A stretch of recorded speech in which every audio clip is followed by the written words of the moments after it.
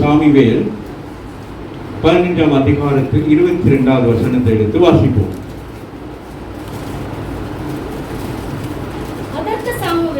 அதற்கு சாமுவேல் கர்த்தருடைய சத்தத்திற்கு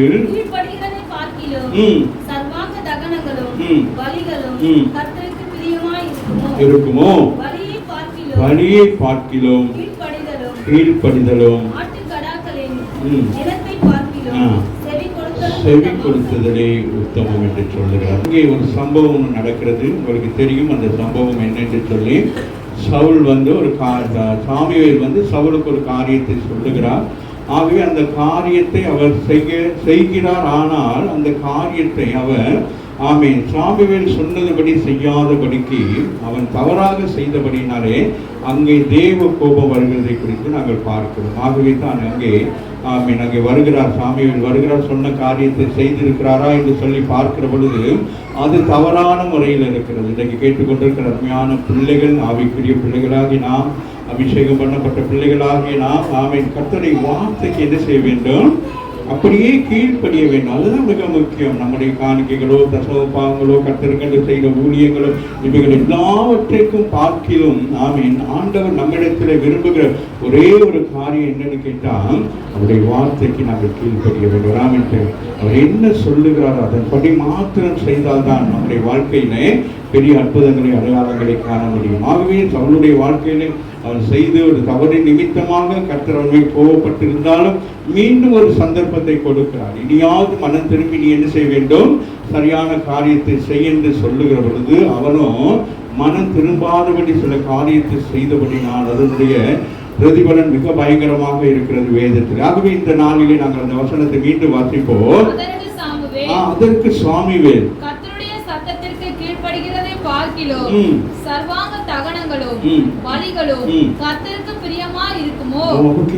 நீங்க கடவுளுக்கு கீழ்ப்படியாம நீங்க என்னென்னலாம் செஞ்சாலும் ஆண்டவர் என்ன செய்ய மாட்டாரு?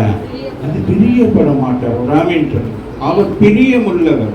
பக்கத்துல பார்த்து சொல்லுங்க, ஆண்டவர் நம்மேல் பிரியம் உள்ளவராக இருக்கிறார். ஆகவே நாம் அவருக்கு பிரியமானதை செய்வோம் என்று அவர் எதிர்பார்க்கிறார் நம்முடைய வாழ்க்கையில். ஆமீன். ஆகவே நாம அவருக்கு பிரியமானதை தான் செய்ய வேண்டும். ஆமீன்.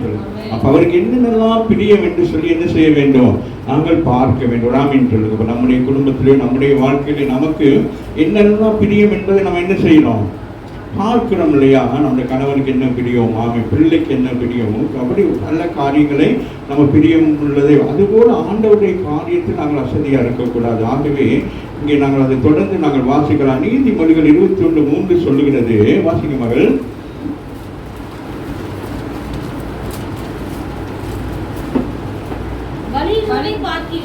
சொல்லுகிறார், வழிகளை பார்க்கிலும் நீதியையும் நியாயமும்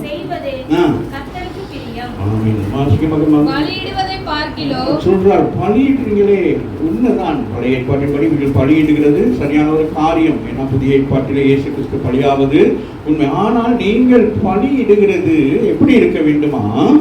ஆமென். கர்த்தருக்கு பிரியமாக இருக்க வேண்டும். ஒரு பலியாட்டை செலுத்த வேண்டும் என்று சொன்னால் அந்த பலியாடு எப்படி இருக்க வேண்டும், அது எப்படியெல்லாம் செய்ய வேண்டும் என்று சில சம்பிரதாயங்களை மோசே மூலமாக பிரமாணத்தின் மூலம் கொடுத்திருக்கிறார்.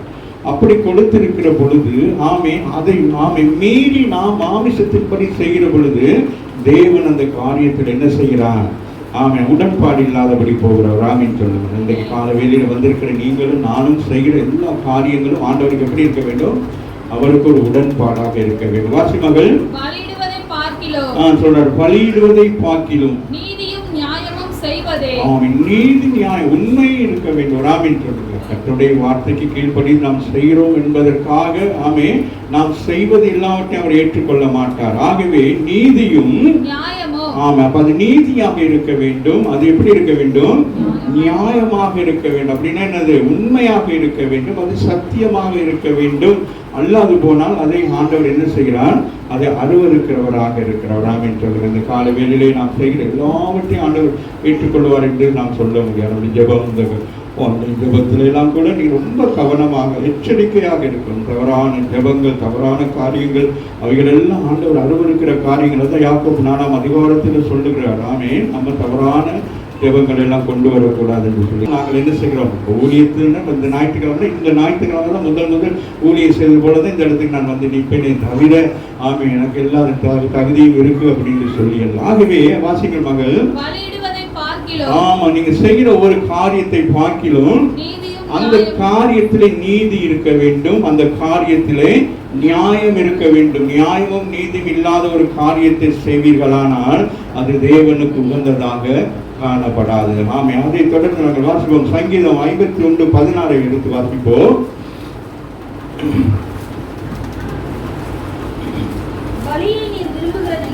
சொல்றார், சங்கீதக்காரன் சொல்றாரு, ஆண்டவர் என்னது?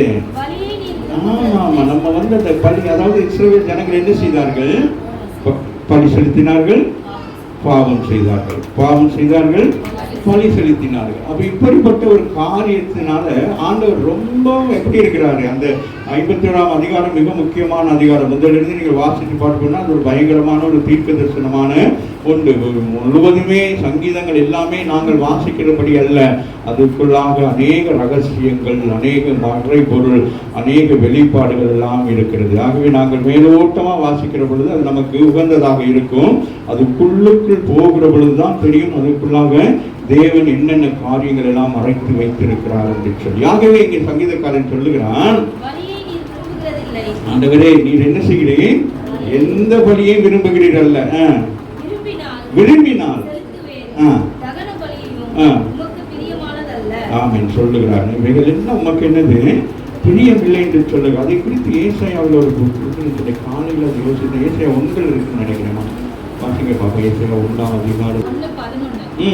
உங்கள் பலிகளின் திரள் எனக்கு என்னத்துக்கு என்று கர்த்தர் சொல்லுகிறார். ஆட்டுக்கடாக்களின் தகன பலிகளும் கொழுத்த மிருகங்களின் நினமும் எனக்கு அரோசிகமாய் இருக்கிறது. காளைகள், ஆட்டுக்குட்டிகள், கடாக்களுடைய ரத்தத்தின் மேல் எனக்கு பிரியமில்லை. சொல்றார், இவைகள் மேலெல்லாம் எனக்கு என்னது? பிரியமில்லை. நீங்கள் என் சன்னதியில் வரும்போது என் பிரகாரங்களில் இப்படி விதிக்க வேண்டும் என்று உங்களிடத்தில் கேட்டது யார்? ரொம்ப ஸ்ட்ராங்கா கேட்கிறார். ஏசாயா மூலமா கேட்கிறதெல்லாம் என்னத்துக்கு செஞ்சுக்கிட்டு என்னையும் ஏமாத்திக்கிட்டு உங்களையும் நீங்க ஏமாத்திக்கிட்டு இருக்கிறீங்க அப்படின்னு சொல்லி கேட்கிறாரு. இனி வீண் காணிக்கைகளை கொண்டு வர வேண்டாம். வீண் காணிக்கைகள் சொல்லுகிறார். எது வீண் காணிக்கை சொல்லுங்க சொல்லுங்க டக்குன்னு. வீண் காணிக்கைன்னு என்னது? மத்திய சொல்றாரு இல்லையா, உன் சகோதரனோ உன் சகோதரியிடத்திலே உனக்கு குறை இருந்தா நீ என்ன செய்யற, நீ கொண்டு வருகிற காணிக்கை நான் அங்கீகரிக்க மாட்டேன், அது வீணான காணிக்கை, நீ வேணா போட்டுட்டு போகலாம், அதுக்கு அங்கே எதுவுமே இருக்காதுன்னு சொல்றாரு. அதுபோல தவறான வழியிலே சம்பாதிக்கிற பணத்தின் மூலம் கொண்டு வந்து போடுகிற காணிக்கையும் ஆண்டவர் என்ன செய்ய மாட்டாரு, ஏற்றுக்கொள்ள மாட்டார். அப்ப நம்ம அதெல்லாம் செய்கிற நேரம் நமக்கு நல்லா இருக்கும். ஆனால் அவருக்கு அது எப்படி இருக்கும்? அதுதான் சொல்றாரு ஆலோசிக்கிறமா இருக்கிறதுன்னு சொல்லிட்டு. இனி வீண் காணிக்கைகளை கொண்டு வர வேண்டாம். தூபம் காட்டுதல் எனக்கு அருவருப்பா இருக்கிறது. நீங்கள் அக்கிரமத்தோட ஆசரிக்கிற மாத பிறப்பையோ ஓய்வு நாளையோ சபை கூட்டத்தையோ நான் இனி சகிக்க மாட்டேன். அவர்கள் பழைய ஏற்பாட்டின்படி அவர்கள் செய்கிற எல்லா காரியமும் ஆண்டவருக்கு எப்படி காணப்படுகிறது? அவருக்கு அருவருப்பா காணப்படும். 14 சொல்லுது, உங்கள் மாத பிறப்புகளையும் உங்கள் பண்டிகைகளையும் ஆத்மா வெறுக்கிறது, அவைகள் எனக்கு வருத்தமா இருக்கிறது, அவைகளை சுமந்து இளைத்து போனேன். அப்ப சொல்றாரு, நான் அதை சுமந்து இளைத்து போனேன். அப்படின்னா என்னது? இப்ப நம்ம உதாரணத்துக்கு எடுத்துக்கொண்டா, நாமே 2வது சனிக்கிழமை கம்பல்சரியா உபவாச கூட்டம் நடத்தணும் அப்படின்னு சொல்றது ஆண்டவருக்கு என்னவா இருக்கும்? அது அவருக்கு பிரியமா இருக்குன்னு நமக்கு சொல்ல முடியாது. ஆமாவே இல்லையா? அதுபோல ஏதோ ஒரு காரியத்தை நாங்கள் மாமிசத்தின்படியாக, நாங்கள் நம்முடைய அது மன விருப்பத்தின்படியாக, அது ஒரு ஓடர் படியாக நாங்கள் எந்த ஒரு காரியத்தை செய்தாலும் ஆண்டவர் அதை விரும்ப மாட்டார். அவர் என்ன செய்ய விரும்புகிறாரோ அதை நாங்கள் கேட்டு செய்ய வேண்டியவர்களாக இருக்கிறோம். நீ போய் இதை செய்யணும், அந்த காரியத்தை நாங்கள் செய்ய வேண்டும். பாரம்பரியமாக செய்து கொண்டே இருக்கிறார். பிரமாணத்தை முதல் பக்தி வைராக்கியத்தோடு ஏற்றுக்கொள்ளுகிறார்கள். அதுக்கு பிறகு அவர்கள் அதை பாரம்பரியமாக செய்கிறார்கள். ஆகவே பாரம்பரியமான காரியங்களை செய்கிற பொழுது ஆண்டவருக்கு அது எப்படி இருக்கிறது? பாரம்பரியம்னா என்னது? பயம் இல்லாமல் செய்கிறது. அது நம்ம செஞ்சுட்டு சரியா போயிடும். ஒரு காரியத்தை செஞ்சு உபவாசம் செஞ்சா சரியா போயிடும். ஒரு காரியத்தை செய்துவிட்டு ஜெபித்தா சரியா போயிடும். ஒரு காரியத்தை செய்துவிட்டு இல்லாட்டி நமக்கு பிரியமானது, நம்ம ஏதாச்சும் ஒரு ஃபங்க்ஷன் செய்கிற நேரம் நமக்கு பிரியமானது எல்லாத்தையும் செய்துட்டு ஆண்டவர் பிரியப்பட்டார்னு சொல்லி நாங்கள் நம்மை மேன்மைப்படுத்த முடியாது. அது ஆண்டவருக்கு மேன்மையா என்று சொல்லி நாங்கள் என்ன செய்ய வேண்டும்? ஆராய்ந்து பார்க்க வேண்டும். ராமின் சொல்லுங்க. ஆகவே எந்த ஒரு காரியமாக அவர்கள் எவ்வளோ அழகாக சொல்லிட்டாங்க, நீங்கள் என்ன செஞ்சாலும் எனக்கு என்ன இல்லை. அது என்னது? நீங்கள் எதையோ ஒன்று செய்து கொண்டு போகிறீர்கள் அல்ல, நீங்கள் செய்ய வேண்டியது உண்டு. அது என்னது? இயேசு கிறிஸ்துக்கு அடையாளமாக, அவருடைய வருகைக்கு அடையாளமாக தான் பழைய ஏற்பாட்டில் சொல்லப்படுகிறது. அதற்கு அடையாளமான காரியங்களை தான் நீங்கள் நானும் செய்ய வேண்டும். காலம் என்னவாயிட்டேன்? கடந்து போய் கொண்டதுக்கு காலம் சீக்கிரமாக அவருடைய வருகை இருக்கிறபடினா நீங்கள் நான் எச்சரிக்கையாக இருக்கணும். வாசி மகள், பலியை நீ விரும்புவதில்லை. ஆண்டவர் என்ன செய்கிறாரா?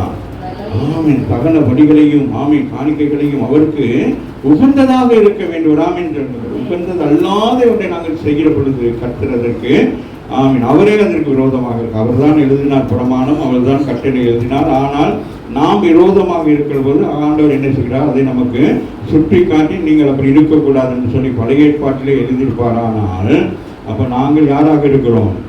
புதிய ஏற்பாட்டின் பிள்ளைகளாக இருக்கிறோம். ஆகவே புதிய ஏற்பாட்டில் இயேசு கிறிஸ்து மரித்து உயிரோடு எழுப்பின பிறகு நாங்கள் அவரை சொந்த இரட்சகராக ஏற்றுக்கொண்டு நாங்கள் இருக்கிறபடினாலும் இப்படிப்பட்ட காரியங்கள் எல்லாவற்றிலும் நாங்கள் மிகவும் எச்சரிக்கையாக இருக்க வேண்டும். எபிரேயர் 10ஆம் அதிகாரத்தை எடுத்துக்கொள்ளுங்கள். நான் முடிக்கப் போகிறேன். 10ஆம் அதிகாரத்தில் 5வது வசனத்தை வாசிக்க. ஆகையால் அவர் உலகத்தில் பிரவேசிக்கும் போது பலியையோ காணிக்கையையோ நீர் விரும்பவில்லை. ஒரு சரீரத்தை எனக்கு ஆயத்தம் பண்ணினீர். சர்வாங்க தகன பலிகளோ பாவ நிவாரண பலிகளோ உமக்கு பிரியமானது அல்ல என்றீர். ஆகையால் அங்கே சொல்லுகிறார். எபிரேயருக்கு எழுதுகிற பொழுது எழுதுகிறார். ஆகையால் அவர் உலகத்தில் பிரவேசிக்கும் போது, இயேசு உலகத்துக்கு பிரவேசிக்கிற பொழுது பலியையோ காணிக்கையையோ நீர் விரும்பவில்லை. ஆண்டவர் விரும்பவில்லை. ஒரு சரீரத்தை எனக்கு ஆயத்தம் பண்ணினீர். ஒரு சரீரத்தை, ஆண்டவராக இயேசு கிறிஸ்து என்கிற சரீரத்தை என்ன செய்தார்கள்? பலி செலுத்துவதற்கு ஒரு என்னது ஒரு ஆற்றை பழைய ஏற்பாட்டில் ஏற்படுத்துகின்ற போல புதிய ஏற்பாட்டில் இயேசு, அதனாலதான் அந்த பலியையும் காணிக்கையை குறித்து ஆண்டவர் எச்சரிக்கிறார். நீங்க தகாத முறையாக நீங்க செய்வீர்களானால் இயேசு கிறிஸ்துடைய காரியங்கள் எப்படி இருக்கும்? தகாததாக இருக்கும். அவர் செய்த பலி, அவர் தன்னை பலியிட்டது தகாததாக இருக்கும். ஆகவே நீங்கள் பலி செலுத்துகிற பொழுது நீங்கள் நேர்மையாக உண்மையாக நீங்கள் செலுத்துவீர்களானால் தான் அந்த பலி இயேசு கிறிஸ்துக்கு அடையாளமாக இருந்தால் அதை பிதாவாகிய தேவன் ஏற்றுக்கொள்வார். ராமின் சொல்லுங்கள். ஆகவே தான் அங்கே வாசிங்க மகள். ஆகையால் அவர் உலகத்தில் பிரவேசிக்கும் போது பலியையோ காணிக்கையையோ நீர் விரும்பவில்லை. ஆமென். அங்கே ஆண்டவர் அதுகளை விரும்பவில்லை. ஒரு சரீரத்தை எனக்கு ஆயத்தம் பண்ணினீர். ஆமென். ஒரு சரீரம். ஆமென். அந்த சரீரம் தான் என்னது? ஆமென். அந்த சரீரம் என்னது? இயேசு கிறிஸ்து என்ன செய்தார்? அந்த சரீரமாகி இந்த பூமியில என்ன செய்தார்? கீழ்ப்படிந்தார். பலியானார்னு சொன்னா என்னது? அவர் கீழ்ப்படிந்தார். எல்லாவற்றுக்கும் நீங்களும் நானும் செய்கிற பாவங்கள், அக்கிரமங்கள், இவைகள் எல்லாவற்றையிலிருந்து உங்களை என்னை மீட்கும்படியாக அவர் என்ன செய்கிறார்? ஏற்றுக்கொள்ளுகிறார். சர்வாங்க தகனபடியாக ஏற்றுக்கொள்ளுகிறார். பானபடியாக ஏற்றுக்கொள்ளுகிறார். 5 விதமான பலிகளாக அவர் என்ன செய்கிறார்? தன்னை ஏற்றுக்கொள்ளுகிறார். அவை பலிகள் என்று மிக முக்கியம். பலி செலுத்துவது மிக முக்கியம். அதை நாங்கள் சரியான முறையிலே என்ன செய்ய வேண்டும்? செலுத்த வேண்டும். காரணம், இந்த அத்தனை பலிகளும் எதை காட்டுகிறது? இயேசு கிறிஸ்துவை, அவருடைய காரியங்களை குறித்து தான் காணப்படுகிறது. ஆகவே தான் அங்கே சொல்லப்படுகிறது. வாசிங்க மகள். சர்வாங்க தகன பலிகளும் பாவ நிவாரண பலிகளும் உமக்கு பிரியமானது அல்ல என்றீர் என்று சொல்லி, அப்ப இவைகள் ஆண்டவருக்கு என்னது? அப்ப மனிதர்கள் செய்கிறது. அதனாலதான் ஆண்டவர் அங்கே சாட்டை எடுத்துட்டு ஓடுனார். அவர் கடைசியாக போகிற பொழுது ஜனங்கள் என்ன செய்து கொண்டிருக்கிறாங்க? பஸ்கா பண்டிகைக்கு ஆரம்பமாக என்ன செய்கிறாங்க? ஆடு மாடுகள், கோழிகள், குருவிகள், பறவைகள் எல்லாத்தையும் கொண்டு வந்து வச்சுட்டு அங்கே என்ன செய்யறாங்க? பலி செலுத்த வேண்டும். ஆமீன். இது பாரம்பரியமாக. அப்ப அந்த பாரம்பரியத்தை என்ன செய்தார்? ஆண்டவர் அங்கே உடைத்தார். ஆமீன். ஏனால் புதிய உடன்படிக்கையிலே அவர் பலியானபடி நான் இன்றைக்கு நீங்களும் நானும் என்ன செய்ய முடியாது? எந்த ஒரு பலியையும் கொண்டு வந்து ஆண்டவருக்கு செலுத்த முடியாது. புரிகிறதா? ஆகவேதான் எபிரேயருக்கு எழுதுகிற பொழுது அப்படி எழுதுகிறார். வாசிங்க மகள். சர்வாங்க தகன பலிகளும் பாவ நிவாரண பலிகளும் உமக்கு பிரியமானது அல்ல என்றீர். இவைகள் எல்லாம் அவர் செய்துட்டார். இனி நீங்க போயிட்டு செய்யக்கூடாது. அவன் இன்னைக்கு என்னது? சபையில கொண்டு வந்து அவன் என்னது என்ன செய்யக்கூடாது? பலி செலுத்தக்கூடாது. புரிகிறதா? தகன பலி என்றோ இல்லாட்டி வேறு எந்த ஒரு பலியோ என்று சொல்லி எந்த பண்டிகைகளையும் நீங்கள் என்ன செய்யக்கூடாது? ஆசரிக்க கூடாது. ராமின் சொல்லுங்க. ஏன்னா அத்தனை பண்டிகைகளையும் அவர் தாமே என்ன செய்தார்? தன்மேலே நிறைவேற்றி கொண்டிருக்கிறார். நிறைவேற போக வேண்டிய பண்டிகைகளும் இருக்கிறபடினாலே நாங்கள் இவைகளிலே மிக கவனமாக இருக்க வேண்டும். வாசிப்போம். அடுத்து எபிரேயர் 10:1 வாசிங்க மகள்.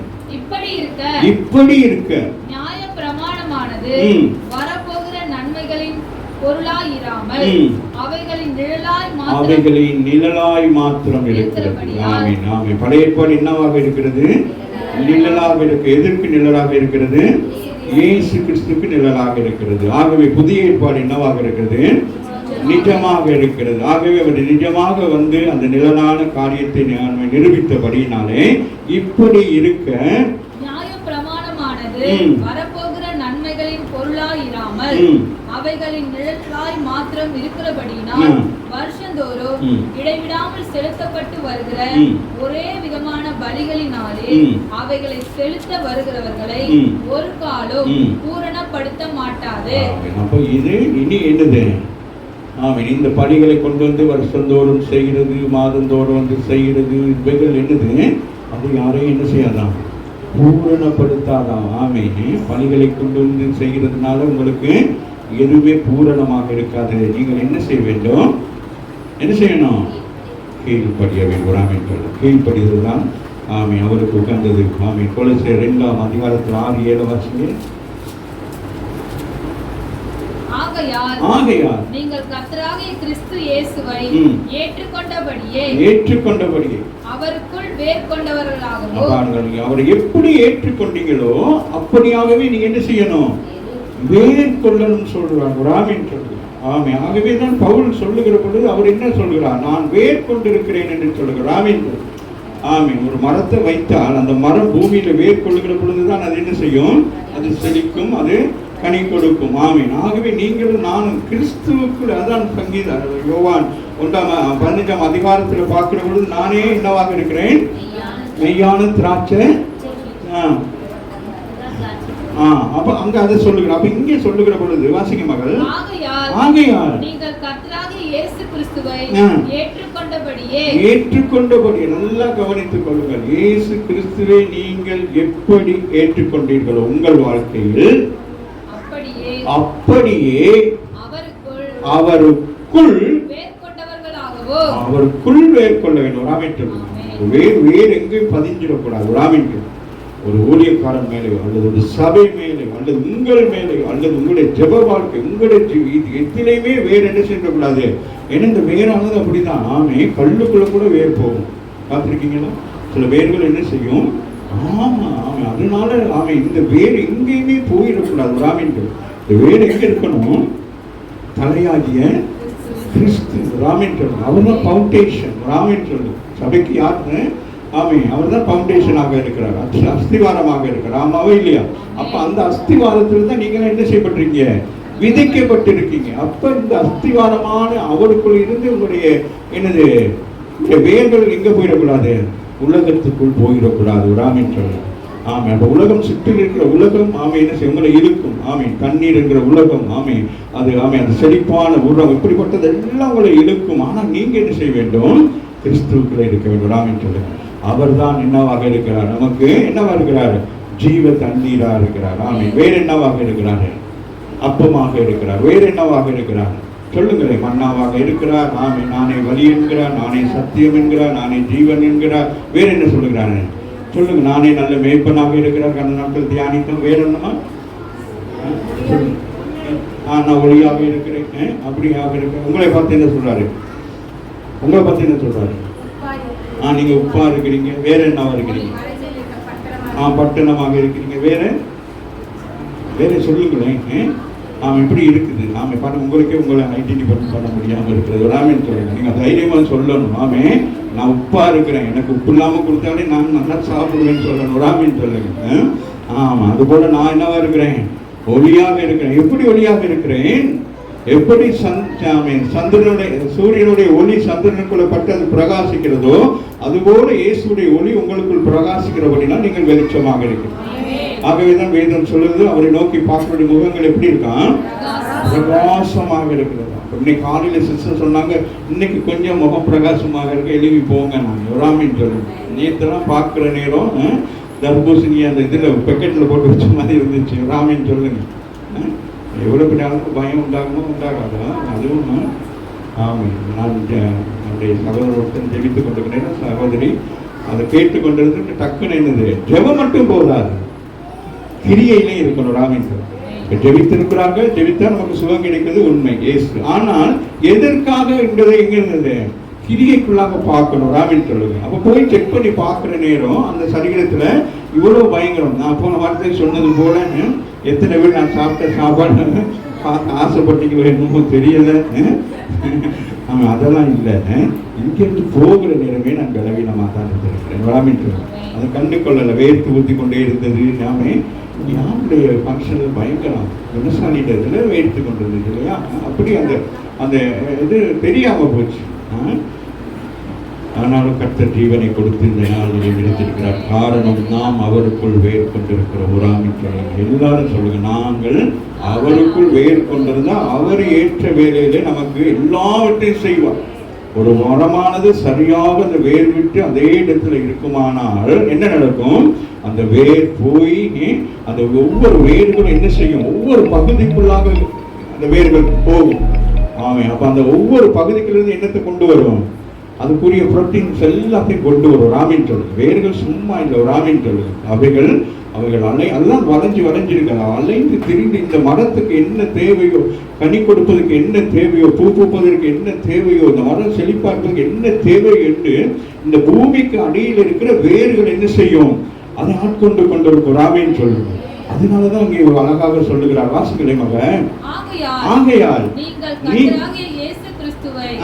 ஏற்றுக்கொண்டபடியே சொல்றாரு, நீங்க ஏற்றுக்கொண்டபடியே நல்ல கவனமா கேட்டுக்கொள்ளுங்க. நீங்க எப்படி ஏற்றுக்கொண்டீங்களோ அவருக்குள் வேர்கொண்டவர்களாகவும் அவர் மேல் கட்டப்பட்டவர்களாகவும். நீங்கள் ஏற்றுக்கொண்ட விதம் வேற, நான் ஏற்றுக்கொண்ட விதம் வேற, ஒவ்வொருவரும் ஏற்றுக்கொண்ட விதம் வேற. ஆகவே அவர்கள் தங்களுடைய சாட்சியின்படி நான் இப்படிதான் ஏற்றுக்கொண்டேன் என்று சொன்னாலும் நீங்க உங்களுடைய ஏற்றுக்கொள்ளுதலை நீங்க என்ன செய்யக்கூடாது, மறுதளிக்காதபடி என்ன நான் இப்படிதான் ஏற்றுக்கொண்டேன் என்று சொல்லி நீங்கள் அதில் நிலைத்திருந்தாதான் ஆண்டவர் உங்களை கனி கொடுக்கிறதாக மாற்றுவாராம் என்றார். அதுதான் வேத வசனமும் சரி, மற்றவருடைய சாட்சிகளும் சரி, மிக கவனமாக இருக்கும். சாட்சி சொல்லுகிற பொழுது அவன் சாட்சி சொல்லுகிறது ஆசையாக, ஆனால் மற்றவர்களுக்கு அது இடனாய் போயிடக்கூடாது ராமின் சொல்லுங்க. மிக கவனம். சாட்சி நீங்க ஒரு முறைக்கு 2 முறை எழுதி வச்சு இது சொல்லலாமா சொல்லக்கூடாதுன்னு ஜெபிச்சுட்டு நீங்க இமோஷனலா ஏதாச்சும் செஞ்சு இன்னொருத்தர் இமோஷனா அதை கேட்டு போய் விழுந்துடக்கூடாது. அதெல்லாம் ரொம்ப கவனம். வாசிங்க மக முடிச்சிட்டேன்.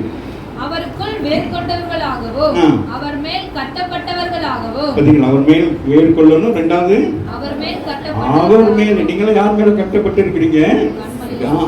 கண்மலையாகிய கிறிஸ்து மேல கட்டப்பட்டு இருக்கிறீங்க ராமின் சொல்லுங்க.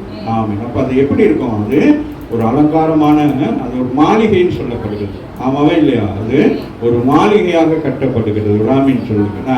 அவருக்குள் நடந்து கொண்டு பாருங்களே எப்படி சொல்றான்னு சொல்லிட்டு அவர் சொல்லல, அந்த குள் என்கிற வார்த்தை மிக முக்கியம். அவருக்குள். ஆமா, அப்ப கிறிஸ்துவுக்குள்ளும் இருக்கிறோம், கிறிஸ்துக்கு வெளியிலும் இருக்கிறோம் ராமின். கிறிஸ்தவங்கிற பேரிலே கிறிஸ்துக்கு வெளியிலே இருக்கிறோம். சிலர் கிறிஸ்துக்குள்ளும் இருக்கிறார் ராமின். அப்ப அந்த கிறிஸ்துக்குள்ள இருக்கிற பொழுது இவைகள் எல்லாவற்றையும் நாம் என்ன செய்ய முடியும், அனுபவிக்க முடியும். ஆகவே தான் கொலோசியருக்கு பவுல் எழுதுகிற பொழுது அப்படி சொல்லுகிறார். நீங்கள் போதிக்கப்பட்டபடியே சொல்லுகிறார். நீங்க என்னவா, உங்களுக்கு என்ன டீச் பண்ணப்பட்டதோ, எப்படி பிரசங்கிக்கப்பட்டதோ விசுவாசத்தில் உறுதிப்பட்டு. அந்த கேட்கிற வசனங்களை நீங்க என்ன செய்ய வேண்டும், விசுவாசத்தில் உறுதிப்பட வேண்டும் ராமின் சொல்லுங்க. இவைகள் சும்மா எழுதப்படவில்லை. கடந்த நாட்களில் நான் சொல்லியிருக்கிறேன். இவைகளை நாமே நீங்கள் வாசிக்க விசுவாசத்தில் நீங்க என்ன செய்ய வேண்டும், உறுதிப்பட வேண்டும் ராமின் சொல்லுங்க. ஆமீன். பவுலுக்கு இப்படி செய்திருக்கிறார், பேதுருக்கு இப்படி இருக்கிற காரியங்கள் எல்லாவற்றையும் நீங்கள் என்ன செய்ய வேண்டும், வேதத்தை வாசிக்கிற உறுதி எடுத்துக்கொள்ள வேண்டும் ராமின் சொல்லுங்க. சட்ட புத்தகங்களை கை வைத்து உறுதி எடுக்கிறது போல இந்த வேதத்தை வாசிக்கிற பொழுது அதை உறுதியாக விசுவாசத்தோடு நம்பிக்கையோடு நீங்கள் வாசிக்கிற பொழுது பரிசுத்த ஆவியானவர் உங்களை சரியான பாதையை கொண்டு நடத்துவார். வாசிக்க மகள். போதிக்கப்பட்டபடி உங்களுக்கு என்ன நான் போதிச்சேன், கொலோசியருக்கு சொல்லுகிறார், நான் உங்களுக்கு போதித்த பிறகு யாரோ ஒருவர் வேறொரு போதனையை கொடுத்தா நீங்க தடுமாறி போயிடக்கூடாது ராமின் சொல்லுங்க. நான் இயேசு கிறிஸ்துக்களாக நான் இருக்கிறேன், நான் வேர் கொண்டிருக்கிறேன், நான் வேர் கொண்டிருக்கிறபடியே உங்களையும் வேர் கொண்டவர்களாக மாற்றும்படியாக நான் உங்களோடு கூட நான் பிரசங்கித்துக் கொண்டிருக்கிறேன். ஆகவே நீங்கள் இதில் மிகவும் எப்படி இருக்க வேண்டும், கவனமாக இருக்க வேண்டும். நீங்கள் போதிக்கப்பட்டபடியே விசுவாசத்தில் உறுதிப்பட்டு. விசுவாசம் தான் இந்த புத்தகமே. என்னது நமக்கு தெரியுமா? ஆதியிலே ஆண்டவர் வானத்தை படைத்தார்னா நமக்கு தெரியுமா? இல்லாட்டி இது இந்த பழைய வெளிப்படுத்தல சொல்லப்படுகிற காரியம் நமக்கு புரியுமா? இல்லை வேதத்தில் இருக்கிற எதையாச்சும் நான் கண்டேன், நான் பார்த்தேன்னு சொல்ல முடியுமா? அப்ப நாங்கள் விசுவாசத்துக்குள்ளாக இருக்கோம். இதெல்லாம் விசுவாச கண்கள்னால நான் என்ன செய்யறோம், பார்க்கிறோம். அது பெரிய ஒரு விசேஷம். இயேசு மேல நீங்க வைத்திருக்கிற விசுவாசமானதுதான் இந்த வேதத்தில் இருக்கிற எல்லாத்தையும் நம்ப செய்கிறது. அவர்களுக்கு சுகமளித்தார்னா நமக்கு அவர் சுகமளிப்பார். அவருக்கு அதை செய்தா எனக்கு அதை செய்வார். எப்படி பிள்ளைகள் பெற்றோர் மேல எவ்வளவு கவனமாக இருக்கிறார்களோ, எனக்கு அக்காவுக்கு செஞ்சா எனக்கு செஞ்சாகணும், தங்கத்துக்கு செஞ்சா எனக்கு செஞ்சாகணும், இப்படி நம்ம போட்டி போடுறோமே. தம்பி அண்ணனுக்கு மட்டும் செய்றீங்க, எனக்கு ஏன் செய்ய மாட்டேங்கிறீங்க, அவனை மட்டும் நீங்க இப்படி தட்டி பாக்குறீங்க, புரிகிறதா? அது போலதான் ஆண்டவரிடத்துல நாம போயிட்டு ஒரு காரியங்களை கேட்கிற பொழுது அந்த விசுவாசம் இருக்க வேண்டும். ஆண்டவரே, எலியாவுக்கு நீங்க என்ன செஞ்சீங்க சொல்லுங்க. எலியா ஜெபிக்கிற பொழுது என்ன உண்டானது, மழை நிறுத்தி முக்கியம். அதுக்கு பிறகு அவன் என்ன செய்தான், 3.5 வருஷத்துக்கு பிறகு என்ன செஞ்சான். இப்ப கடந்த நாட்கள்ல ஒரு சம்பவம் நடந்தது. அப்ப அண்மையான பிள்ளைகளுக்கு நான் சொல்லுகிறேன், சில நேரம் ஜெபிக்க வேண்டும், சில நேரம் கட்டளை கொடுக்க வேண்டும். அது விசுவாசத்தின் கட்டளை. எலியா சொல்லுகிறான், நான் தேவனுக்கு முன்பதாக நிற்கிறேன், அப்படி வார்த்தையின்படியே மழை வரக்கூடாதுன்னு சொல்றாரு. புரிகிறதா? அங்க போயிட்டு ஜெபிக்கல. ஆகாபிராஜ இடத்துல நான் வந்திருக்கிறேன்னா அவன் கண்ணை மூடிக்கிட்டு இருக்கிறான், ஒரே அடிமை தலையில அடிச்சிருப்பான். ஆமாவா இல்லையா? அப்ப நமக்கு சில நேரங்களிலே நம்முடைய விசுவாசம் என்ன செய்யும்? பேச சொல்லும். அது ஜெபம் அல்ல, ஒரு ஆமென் சொல்லுங்க. அப்படியா போய் நிக்கிறீங்க, என்னது என்ன சொல்லலாம், பஸ்ல போறீங்க, டிக்கெட் எடுக்காம போயிட்டீங்க, செக்கர் வந்துட்டாங்க. அந்த நேரம் என்ன செய்யணும்? ஆண்டவரே ஆண்டவரே அந்த செக்கரை ரட்சிப்பு நடத்துங்க, இல்லாட்டி வந்த செக்கர் வந்து ரட்சிக்கப்பட்டவரா இருக்கணும். அவர் என்னை வந்து அல்ல, என்னை மறைத்துக் கொள்ளும் ஆண்டவரே. நான் செஞ்சது தவறுதான், என்ன செய்யணும்? மறைத்துக் கொள்ளும். அதுக்காக இதெல்லாம் உங்களுக்கு ஒரு ஓடரா சொல்றேன். இதனால ஏதாவது செஞ்சுட்டு கடையில ஒரு சாமான வாங்கிட்டு என்னை மறைத்துக் கொள்ளும்னா அதெல்லாம் இல்லை. ஆபத்தான வேலைகளை நீங்கள் பேசணும். புரிகிறதா? ஆபத்து நெருங்கி வருகிற பொழுது நீங்க என்ன செய்ய வேண்டும்? அவரோடு பேச வேண்டும். ஆமென் சொல்லுங்க. அப்ப அவருக்கு பிரியமாக இருக்கும். ஏன்? விசுவாசிக்கிறார்கள், நான் இதை செய்வேன் என்று நம்புகிறார்கள், அதனால் தைரியமாக என்னிடத்தில் வந்து பேசுகிறார்கள். ஆமென். அப்ப நான் என்ன செய்யணும்? பேசுவதற்கும் பதில் கொடுப்பார், உங்கள் ஜெபத்துக்கும் பதில் கொடுப்பார், உங்கள் விண்ணப்பங்களுக்கும் பதில் கொடுப்பார், உங்கள் வேண்டுதலுக்கும் பதில் கொடுப்பார். ஏன் இவைகள் எல்லாம் இருக்குன்னு சொன்னா, ஒவ்வொரு ஓடர் படி ஒவ்வொரு காரியங்கள் இருக்கிறது. ஆமென். அப்ப அந்த ஓடர் படி சில நேரங்களில் சில காரியங்கள் நாங்கள் செய்கிற பொழுது கர்த்தர் என்ன செய்வார்? அதை கனப்படுத்துவார். ஆமென். ஜெபிக்க வேண்டிய நேரத்தில் ஜெபிக்க வேண்டும், விண்ணப்பிக்க வேண்டிய நேரத்தில் விண்ணப்பிக்க வேண்டும், வேண்டுதல் செய்கிற பொழுது வேண்டுதல் செய்ய வேண்டும், பேச வேண்டிய நேரத்தில் நீங்க என்ன செய்யணும்? உன் வாயை விரிவாய் திற அப்படிங்கிறாரு. அப்ப அந்த நேரம் மோசே என்ன செய்யணும்? வாயை விரிவாய் திறக்கணும். அப்படின்னா என்னது? சத்தமா, அப்படியே நல்ல சத்தமா என்னோட பேசு அப்படிங்கிறார் ராமின். அப்ப அந்த நேரம் போய் நாங்க என்ன செய்யக்கூடாது? முணுமுணுத்துட்டு இருக்கக்கூடாது. ராமின் அப்ப சில ஜெபங்களுக்கு நாங்க அதிகாரமா சொல்ல நேரம் ஜெபிக்கிறோமே, அதெல்லாம் சொல்ல நேரம் யோசிப்பேன் நான். ஆண்டவர்கிட்ட போய் அதிகாரம், ஆண்டவர் விரட்டும், ஆண்டவர் குட்டியும் ஆண்டவர், அப்படி அல்ல. ஆமே. அப்ப ஆண்டவருக்கு பேசுகிற நம்ம தொனியை குறைத்துக் கொள்ள வேண்டும். ஆமே. ஆனால் வியாதிகள், விசுவாச கிரியைகள் வருகிற பொழுது நீங்க என்ன செய்யணும்? பேசணும். வியாதியை பார்த்து நீங்க பேசணும். ஆமே. இயேசு உங்களுக்கு அதிகாரம் கொடுத்திருக்க அப்படின்னா வியாதியை குறித்து பேசணும். அப்ப பிசாசை பிடித்திருக்கவர்கிட்ட போயிட்டு என்ன செய்யக்கூடாது? அங்க போய் அந்நிய பாஷையில பேசக்கூடாது. நிறைய இடங்களில் நான் பார்த்துருக்கேன். 4-5 பேர் சேர்ந்துக்கிட்டு சுத்திக்கிட்டு பரபரன்னு அது போகவே போகாது. அதுக்கு என்னது? இயேசுவின் நாமம் மட்டும் நீங்க சொன்னா போதும், அது தலை தெறிக்க ஓடி போயிடும். அப்போ அங்க நீங்க என்ன செய்யணும்? அங்க கையாள வேண்டியது என்னது? இயேசுடைய நாமம் மாத்திரம் தான், வேறு ஒன்றும் வரலாம்ல. ஐயோ அங்க அன்னைக்கு பேய் ஒன்று விரட்டின, இங்க அதெல்லாம் அங்க நடக்காது. ராமின் சொல்லுங்க. அவன் உங்களை அறிந்திருக்கிறான். ராமின் சொல்லுங்க. உங்களுடைய செய்கைகளை அறிந்திருக்கிறான். ஆகவே அந்த இடத்துல போயிட்டு ஆமே நாங்க எதுவுமே செய்யக்கூடாது. போயாச்சு, போனோன்னா என்ன நடக்கணும்? போ அப்படின்னா அது போயிடணும். அப்ப நீங்க எப்படி இருக்கணும்? நீங்க எப்படி இருக்கணும் சொல்லுங்க? கீழ்ப்படிதலா இருக்கணும். நம்ம கீழ்ப்படியணும். ஆண்டவருக்கு கீழ்ப்படிஞ்சா பிசாசு கீழ்ப்படியும், ஓடும். பிசாசு என்ன சொல்லிருக்க ஆண்டவர்? அவனை என்ன சொல்ல, என்ன செய்யணும்? பிசாசு அவனுக்கு எதிர்த்து நில்லுங்க. எப்படி எதிர்த்து நிற்பீங்க? எப்படி எதிர்த்து நிற்பீங்க சொல்லுங்க. அந்த இயேசுங்கிற நாமம் நம்ம தரித்து இருக்கிறதுனால நீங்க போயிட்டு அதை விரட்டணும்னு இல்லை. நீங்க போற நேரமே அது நான் போறேன் அப்படின்னு சொல்லுங்க. அநேக இடங்களில் நாங்கள் அந்த அனுபவங்களுக்குள்ள கண்டிருக்கிறோம். ஆமே, அந்த போக சொல்லுங்க அப்படிங்க, மரியாதை இல்லாம சொல்லுங்க. அந்த ஆள் இருந்தால் நான் வரமாட்டேன்னு சொல்லுங்க அப்படி விராமின்னு.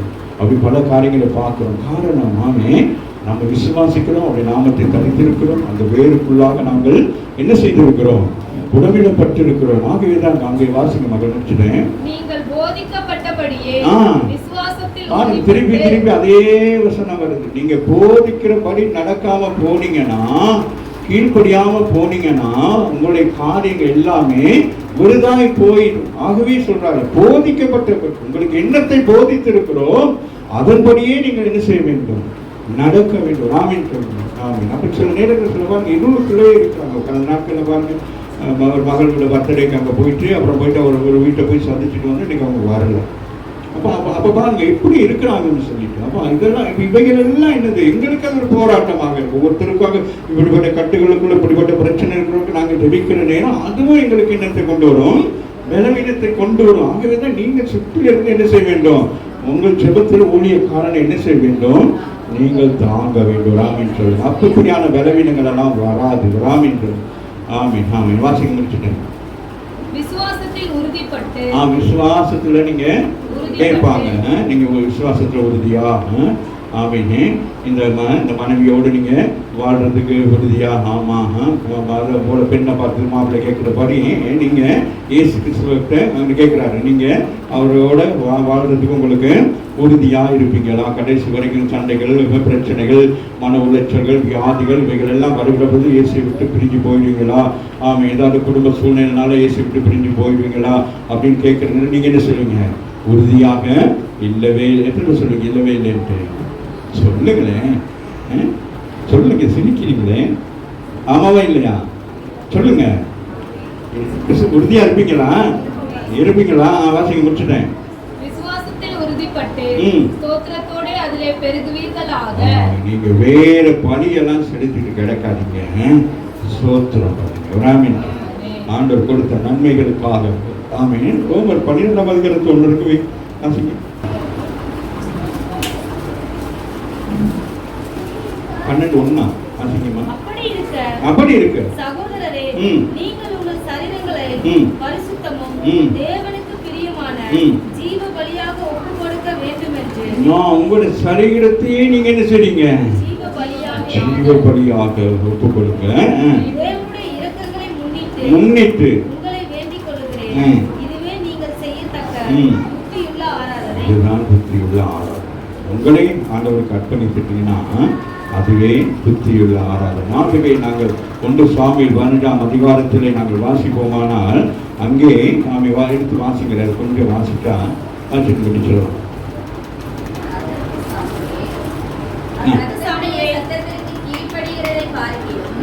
சர்வாங்க தகனங்களும் பலிகளும் கர்த்தருக்கு பிரியமாய் இருக்குமோ? பலியை பார்க்கிலும் கீழ்ப்படிதலும் ஆட்டுக்கடாக்களின் இனத்தை பார்க்கிலும் செவி கொடுத்தலும் உத்தமம்.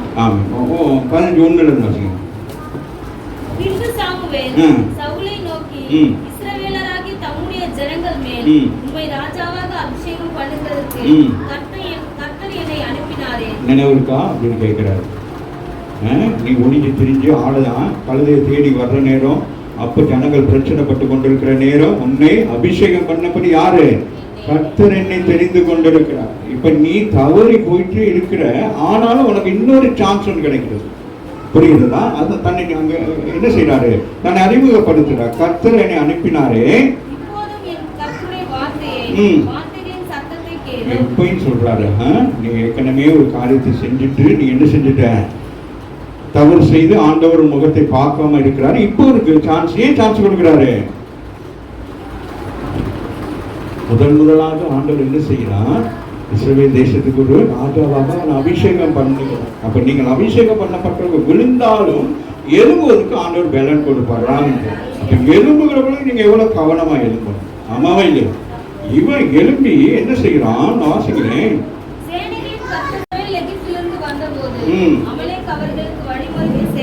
அப்ப பாருங்க, ஆண்டவருக்கு இஸ்ரவேல் ஜனங்களுக்கு விரோதமாக ஒரு காரியம் நடந்ததை அவர் மனதிலே வைத்திருக்கிறார். ஆமென். அவர் என்ன செய்கிறார்? ஆமென். அதை பழி வாங்க நினைக்கிறார். புரிகிறதா? நீங்களும் நானும் கர்த்தருடைய பிள்ளைகளா இருக்கிற பொழுது நமக்கு விரோதமாக யாரோ செஞ்சிட்டு அமைதியாக இருந்தாலும் ஏற்ற வேலை வருகிற பொழுது கர்த்தர் என்ன செய்வார்? அவர்களை பழி வாங்குவார். புரிகிறதா? ஆகவே இங்கே சொல்லுகிறார், வசனம் சொல்லுகிறது, நாங்கள் அங்கேருந்து வருகிற பொழுது எங்களை என்ன செஞ்சாங்க? வழிமறித்து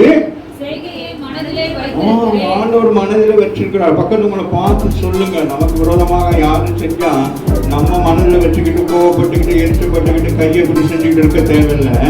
அவர் அதை வச்சுக்கிட்டே இருப்பாரு. ஏற்ற வேலை வந்து துணுக்குன்னு குத்துவாரு. இப்போதோ நீ போய் அபிலேக்கை மடங்கடித்து அவனுக்கு உண்டான எல்லாவற்றையும் சங்கரித்து அவன் மேல் இரக்கம் வைக்காமல் புருஷரையோ ஸ்திரீகளையோ பிள்ளைகளையோ குழந்தைகளையோ மாடுகளையோ ஆடுகளையும் ஒட்டகங்களையும் கழுதைகளையும் கொன்று போட கடவா என்றார் என்று சொன்னார். அப்பொழுது சவுல் இதை ஜனங்களுக்கு அறியப்படுத்தி தேலாமிலே அவர்களை தொகை பார்த்தான். அவர்கள் 2,00,000 காலாட்களும் யூத ஜனங்கள் 10,000 பேருமாய் இருந்தார்கள். அப்ப இப்படி இப்ப சம்பவம் சொன்னதுக்கு படி அவங்க செய்யறாங்க. ஆனால் செய்த விதம் தான் ஆண்டவருக்கு பெரிய பிரியப்படவில்லை. வாசிங்களேன், 6 வாசிங்களேன். சவுல் கேனியாரை நோக்கி, நாம் அமிலேக்கியரோடு கூட உங்களையும் வாரி கொள்ளாத படித்து நீங்கள் அவர்கள் நடுவிலிருந்து புறப்பட்டு விலகி போங்கள். அதெல்லாம் சரி. இஸ்ரவேல் எகிப்திலிருந்து வந்தபோது நீங்கள் அவர்கள் எல்லோருக்கும் தயவு செய்தீர்கள் என்றான்.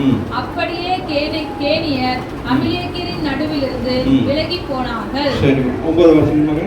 சவுலும் ஜனங்களும் ஆகாகையும் ஆடு மாடுகளின் முதல் தரமானவைகளையும் இரண்டாம் தரமானவைகளையும் ஆட்டுக்குட்டிகளையும் நலமான எல்லாவற்றையும் அழித்து போட மனதில்லாமல் அங்க என்ன சொன்னாரு, போயிட்டு எல்லா சின்ன குழந்தைய கூட அழிச்சு போடுகிறார்.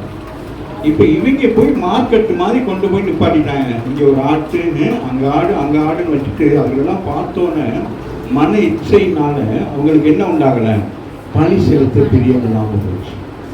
சின்ன படிகளை செலுத்திடும், சின்ன காணிக்கைகளை செலுத்திடும்.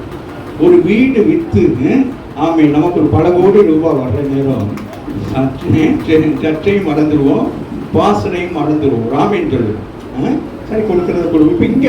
இங்க பங்கு பிடிக்கிறார்கள். எனக்கு அநேக சபைகளிலும் இந்த மாதிரியான காரியங்கள் நடக்கிறது. தசம பாகங்களை பங்கு பிடிக்கிறார்கள்.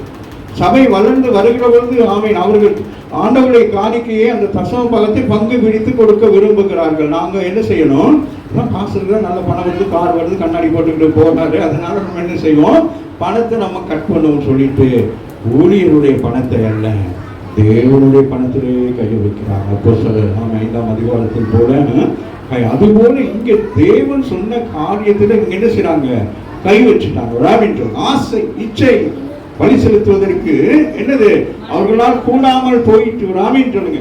அதனால ஆண்டவர் இருக்கிறார். சும்மா எதையோ கொண்டு வந்து கொடுத்துட்டு போனா ஆண்டவருக்கு அது பிரியமா இருக்காது. ராமின்னு சொல்லுங்க. ஆண்டவருக்கு தெரியும், நீ கையில வாங்கினது தெரியும், அதை நீ பிடிக்கிறது தெரியும்.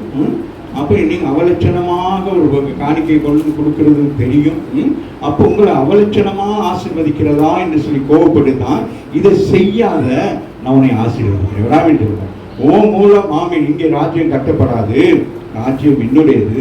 நான் அதை கட்டுவதற்கு வழிகளை திறப்பேன், வாசல்களை திறப்பேன், என்னுடைய ஊழியத்தின் காரியங்களை நான் தைரியமாக செய்வேன் என்று சொல்லி நீங்க சின்ன இந்த கொசுறு அது என்னது என்னமா சாப்பாடு எதுக்கு காய்கறி வாங்கினீங்க, நம்ம கொத்தமல்லியையும் கொண்டு வந்து கொத்தமல்லி இன்னொன்று என்னது வேணாங்க, நீங்களும் வேணான்னு சொல்லுங்க. அழித்து போட மனதில்லாமல் தப்ப வைத்து அற்பமானவைகளும் உதவாதவைகளுமான சகல வஸ்துக்களையும் முற்றிலும் அழித்து போட்டான். போயிட்டு அழிக்க சொன்னது என்னது, முழுசையும். ராமேன் இருதயத்தில் நீங்க ஞானஸ்தானம் பெற வருகிற பொழுது முழுமையாக உங்களோட இருதயம் எப்படி இருக்கணும், சுத்திகரிக்கப்பட்டதாக இருக்க வேண்டும். அங்க கொளுத்தது அது இதுன்னு எதுவுமே இருக்கக்கூடாது. இன்னைக்கு ஒரு பரிசுத்தமான ஒரு நிலைக்குள் வர வேண்டும். அதுபோல இங்கே ஆண்டவருக்கு கோபம். அந்த நாட்களிலே அவர்கள் எகிப்திலிருந்து புறப்பட்டு வருகிற பொழுது ஒவ்வொருவரும் சண்டையிட்டுக் கொண்டவர்களை தடை செய்து கொண்டிருந்தார்கள். ஆனால் இவர்கள் மிகவும் பயங்கரமானவர்கள். காரணம், இவர்கள் விக்கிர ஆராதனையிலே விபச்சாரம் செய்கிறவர்கள். ஆகவே ஆண்டவர் இந்த ஜனங்களை என்ன செய்ய வேண்டும், நீ இவர்களை என்ன செய்ய வேண்டும், கொல்ல வேண்டும் சொல்லுகிறார். ராமேன். ஆனால் இவர்களோ ஆண்டவர் கொல்ல சொன்ன மேல இவங்க என்னது பரிதாபம் பண்ணி வேண்டான்னு சொல்லிட்டாங்க. இதனால இப்ப அடுத்து 11 வாசிக்கிறேன். நான் சவுலை ராஜாவாக்கினது எனக்கு மனஸ்தாபம். உடனே இந்த சம்பவம் நடக்கிற நேரமே அங்க மெசேஜ் போயிடுச்சு. யாருக்கு, சாமுவேலுக்கு மெசேஜ் போயிட்டு, நான் பாருங்க இவனை உயர்த்தின, இவனுக்கு இந்த தொழிலை கொடுத்த, இந்த ஊழியத்தை கொடுத்த, இவன் கனமான ஊழியத்தை செய்வான் நம்பி கொடுத்தா இவன் எனக்கே கண்ணு கட்டிட்டு என்ன செய்யறான், அதுதான் சொல்ற எனக்கு மனஸ்தாபமா இருக்கிறது. இந்த வார்த்தை வேற எங்க வருது, ஆதியாகமம். அப்ப பாருங்க, ஆண்டவர் நம்மளை படைச்சதுனால எப்படி இருக்கு, நம்ம எப்படி நடந்து கொள்ளுகிறோம், அவருக்கு மனஸ்தாபம். மனஸ்தாபங்கிறது என்னது சொல்லுங்க, அப்பதான் தெரியும். மனஸ்தாபம் என்னது, ஏமாத்துகள், துக்கப்படுத்துகள். பெற்றோரை ஏமாற்றுகிறது, துக்கப்படுத்துகிறது, பிள்ளைகளை ஏமாற்றுகிறது, துக்கப்படுத்துகிறது, கணவனை, மனைவி, உறவுகள், இப்படி நம்ம நல்லா இருக்கீங்களா அப்படி உள்ளுக்கு என்னது அப்படியே ஒரு விளக்கு எரிஞ்சிக்கிட்டே இருக்கும். நீங்கள் இன்னும் நல்லா இருக்கிறீங்களா, நீங்கள் எப்பயோ போயிருக்கோம், புரிகிறதா? அந்த மாதிரியான காரியம் தான் அது மனஸ்தாபங்கிறது. மனஸ்தாபம் அதையா, ஐயோ உங்களுக்கு இதெல்லாம் செஞ்சேனே, ஏன் இப்படி என்னை புரிஞ்சு கொள்ளலை அப்படின்னு ஆண்டவர் தலையில் அடிச்சுக்கிறார் ஒரு ஆவிக்கு. சவுல ராஜாவாக்கனே, அவனைய ராஜாவாக்கணும். யாரை ராஜாவாக்கியிருக்கணும்? கொஞ்சம் பொறுத்திருந்தா தாவீது தான் வந்திருக்கணும். ஆனாலும் இந்த ஜனங்கள் முறுமுறுத்தபடினால இவனை பிடிச்சி ராஜாவாக்கி உயர்த்தி இஸ்ரவேல் தேசத்துக்கு சமஸ்த இஸ்ரவேலுக்கு முதலாவது ராஜா, முதல் இஸ்ரவேலுக்கு ராஜா. அப்படிப்பட்ட ராஜா என்ன செய்யணும்? அபிஷேகம் பண்ணப்பட்டவன் ஒழுங்கா இருந்திருக்கணுமா, இருந்திருக்க கூடாதா? அவன் என்ன செஞ்சான்? தவறா மனசாப்படுற மாதிரி செஞ்சுட்டான். ஒரு வீடியோ வேலை செய்தால் உட்காந்துட்டே இருக்கீங்க, சரியா இருக்கா? அசிங்கமா நான் சவுலை ராஜாவாக்கினது எனக்கு மனஸ்தாபமா இருக்கிறது. எப்படி சொல்றான்? அவன் என்னை விட்டு திரும்பி என் வார்த்தைகளை நிறைவேற்றாமல் போனான். அப்பொழுது சாமுவேல் மனம் நொந்து நிறைவேற்றாமல் போனான் என்றார். அப்பொழுது சாமுவேல் மனம் நொந்து ராம் முழுவதும் கர்த்தரை நோக்கி கூப்பிட்டான். யாரோ செய்யற அக்கிரமத்துக்காக யாரோ என்ன செய்யணும்? வருந்தி கேட்கணும், ராமேன்னு சொல்லணும். மற்றவர்களுக்காக நம்ம ஜெபிக்கிறோம்னா அதுதான், ஐயோ ஆண்டவரே மன்னிங்க ஆண்டவரே, அவன் தெரியாமல் செஞ்சுட்டானே. இரவு முழுவதும் அவர் என்ன செய்யறாரு? மனம் நொந்து போயிட்டார் ராமேன்று. ஏன்னா தேவன் யார் என்று சிறு பிராயம் முதல் சாமுவேல் அறிந்திருந்தார் ராமேன்று. அப்படிப்பட்ட ஆண்டவருக்கு இவன் துரோகம் செஞ்சுட்டு என்ன செய்யறான்? மேட்டுமே உட்காந்துருக்கான். மறுநாள் அதிகாலமே சாமுவேல் சவுலை சந்திக்க போனான். அப்பொழுது சவுல் கர்மேலுக்கு வந்து தனக்கு ஒரு ஜெயஸ்தபம் நாட்டி பின்பு பல இடங்களில் சென்று கில்காலுக்கு போனான் என்று சாமுவேலுக்கு அறிவிக்கப்பட்டது. இங்க எல்லாத்தையும் மாத்தி மாத்தி செஞ்சுட்டு கொடியை போட்டு போறாரு. சாமுவேல் சவுலிடத்தில் போனான். சவுல் அவனை நோக்கி, நீர் கர்த்தரால் ஆசீர்வதிக்கப்பட்டவர், கர்த்தருடைய வார்த்தையை நிறைவேற்றினேன் என்றான். முந்திக்கிட்டார் ராமின்ட்டு. சில நேரங்களில் நாமும் என்ன செய்வோம்? நாம ஏதாச்சும் செஞ்சு வச்சுட்டு வந்து அவங்க வரையில நம்ம செய்வோம், எல்லாம் செஞ்சுட்டு எல்லாம் ஓகேங்க, எல்லாமே ஓகே பண்ணிட்டோம் அப்படின்னு சொல்லிட்டு நாமே சாமுவேல் தீர்க்கதரிசி ராமின்னு சொல்லு, அவனுக்கு மறைக்க முடியாது. ஆமாவே இல்லை. ஆமீன். நீங்கள் செய்கிற ஒவ்வொரு காரியங்களும் ஆமீன் ஆமீன் கர்த்தருடைய ஊழியக்காரனுக்கு தெரியாமல் போயிடுமா? ஏதோ ஒரு வகையில் என்ன ஆகிடும்? நியூஸ் வந்துடும். ஆனால் இவருக்கு நியூஸ் எங்கேருந்து வருது? யாரிடத்துல இருந்து? ஆண்டவரிடத்திலிருந்து வருது. சாமியலுக்கு எங்கேருந்து நியூஸ் வருது? யாரும் வந்து சபையிலிருந்து யாரும் வந்து சொல்லல. சபையில் இருக்கிற யாரோ ஒருத்தருக்கு நீங்க தவறா சொன்னீங்கன்னா அவர்களை அல்ல, அவரை நடத்துகிற போதகரை நீங்க தவறாய் புரிந்து கொள்ளுகிறீர்கள். அப்ப அந்த போதகரை மாத்திரமல்ல, அந்த போதகரை நடத்துகிற தேவனை நீங்க தவறாய் புரிந்து கொள்ளுகிறீர்கள். அதுவே கவனமாக இருக்க வேண்டும். ஆமே, அவங்களை நடத்துறாங்க, இவங்களை பற்றி தெரியுமா, இவங்களெல்லாம் அப்படி ஊழியத்தில் பயன்படுத்துறாங்கன்னா அது பயன்படுத்துறது கர்த்தர், நான் அல்ல. புரிகிறதா? அவங்களுடைய வாழ்க்கையில் அவங்க எப்படிப்பட்டவங்களா இருக்கிறாங்க, அது அவங்களுடைய நியூஸ். அந்த நியூஸ் இங்கே கொண்டு வந்து புகுத்தக்கூடாது சபைக்கு. அவங்க என்ன தைரியமா புகுத்துறாங்கன்னா, இந்த பாஸ்டருக்கு ஒண்ணுமே தெரியாது, இவர் எல்லாத்தையும் குறித்து பயன்படுத்திக்கிட்டு இருக்கிறாரு, அவங்கள்ட்ட உள்வாழ்க்கையெல்லாம் தெரியுமா? எனக்கு தேவையே இல்லை. அதை அறிந்து கொள்கிறது தேவை. வராமல். ஆகவே யாரை குறித்து சபை, அதுதான் எனக்கு பெரிய ஒரு போராட்டம். நம்ம சபைக்குள்ள காணப்படுகிற அந்த எரிச்சல்கள், போராட்டங்கள், போராமைகள், வன்கண்கள், இப்படி பல பிசாசின் கிரியைகள் சபைக்குள்ள அதிகமாய் காணப்படுகிறதுக்கு அது காரணமாக தான் நான் சொல்லுகிறேன். இந்த ஆன்லைன் ஜெபமெல்லாம் ரொம்ப கவனமாக ஜெபிக்க வேண்டும். தேவருக்கு முன்பதாக ஒழுங்கா இருந்து உண்மையா இருந்து எல்லா காரியத்தையும் செய்ய வேண்டும். நம்ம எடுக்கிற எல்லா ஜெபங்களுக்கும் அல்ல, அதோட பிளஸ்பேக் எங்க வரும்?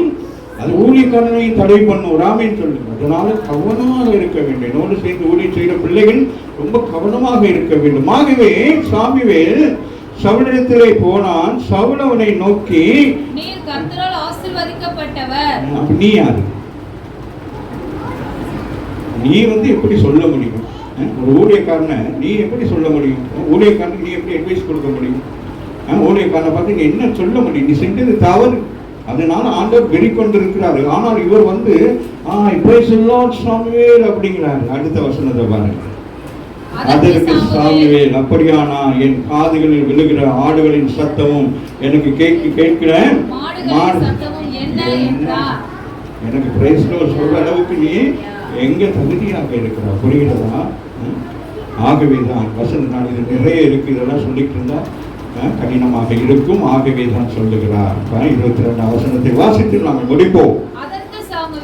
அதற்கு சாமுவேல் ஒன்னையும் கேட்கல, நீ பேசுறது ஒண்ணுமே என்னது எனக்கு பிரியமில்லை, தேவனுக்கும் பிரியமில்லை. ஒரு ஆமீன்.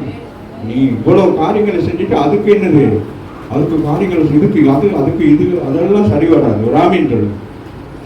அதற்கு சாமுவேல் கர்த்தருடைய சத்தத்திற்கு கீழ்ப்படிகிறதை பார்க்கிலும் சர்வாங்க தகனங்களும் பலிகளும் கர்த்தருக்கு பிரியமா இருக்குமோ சொல்றாரு. நான் எல்லாம் பண்ணிடுறேன், ஓகே எல்லாம் செஞ்சுட்டேன் அப்படிங்கிறாங்க. ஆனா கேட்கிறாரு, நான் சொன்னதை செய்யலையே, நான் சொல்லாத ஒண்ணு செஞ்சுட்டேன் நீ சொல்றியே, அந்த பணியை நான் என்ன செய்ய மாட்டேன், ஏற்றுக்கொள்ள மாட்டேன் என்று சொல்லுகிறாரா. வாசித்து முடிச்சு பக்கத்தவங்களை பார்த்து சொல்லுங்க, நம்ம என்ன செய்யறோமோ அதெல்லாம் ஓகே. ஆமே, ரட்சிப்பின் அனுபவத்துக்குள் இருக்கிறோம், இயேசுக்குள் வேர் கொண்டு இருக்கிறோம், உபதேசத்திலே நாங்கள் நிலைத்திருக்கிறோம். ஆகவே நாங்கள் பலி செலுத்துவது மேலானது அல்ல, சபையில கொண்டு வந்து அதை கொடுக்கல இதை கொடுக்கிறதெல்லாம் மேலானது அல்ல. கீழ்படிய வேண்டும். நீ கேட்ட வசனத்துக்கு கீழ்படிய வேண்டும். நீங்கள் வேத வசனத்தை வாசிக்கிற பொழுது அந்த வசனத்துக்கு கீழ்படிய வேண்டும். சும்மா வேதத்தை எடுத்து இன்னைக்கு ஒரு சாப்டர் வாசிக்கவும் இருக்கக்கூடாது. அதில் இருக்க நல்லது கெட்டதுகளை அறிந்து நீங்க என்ன செய்ய வேண்டும், அதை உங்களுக்கு ஏற்றுக்கொள்ள வேண்டும். ஏற்றுக்கொண்டு விட, ஏன்னா வேதாகமத்தில் மற்றதான் எல்லாமே எழுதப்பட்டிருக்கிறது. வேதாகம் நினைச்சுன்னா மறைக்க வேண்டியது அநேகத்தை மறைச்சிருக்கலாம். அம்மாவை இல்லையா, பாவத்தையும் காட்டுகிறார், பரிசுத்தத்தையும் காட்டுகிறார். இல்லைன்னா என்னது, தாவீது செய்த பாவத்தையும் வெளிப்படுத்துகிறார், ஆபிரகாம் செய்த, இப்படி எல்லாவற்றையும். அதுதான் இது பரிசுத்த வேதாகமம். இதை நீங்க வாசித்து நன்மை தீமையை நீங்க அறிந்து கொள்ள வேண்டும். அம்மாவை இல்லையா, ஆசீர்வாதத்தை சாபத்தை நீங்க தெரிந்து கொள்ள. அப்படி எல்லாவற்றையும் ரெண்டாக வைத்திருக்கிறார் ராமேன்று. பழைய ஏற்பாடு புதிய ஏற்பாடு கூட எல்லாவற்றையும் ஆண்டவர் என்ன வைத்திருக்கிறார், நீங்க சாய்ஸ் பண்ண வேண்டும். உங்க வாழ்க்கையை சரிப்படுத்திக் கொள்வதற்கு நீங்கள் உங்களை சாய்ஸ் பண்ண வேண்டும். கர்த்தர் உங்களை ஆசீர்வதிப்பார். பண்ணுவோமா?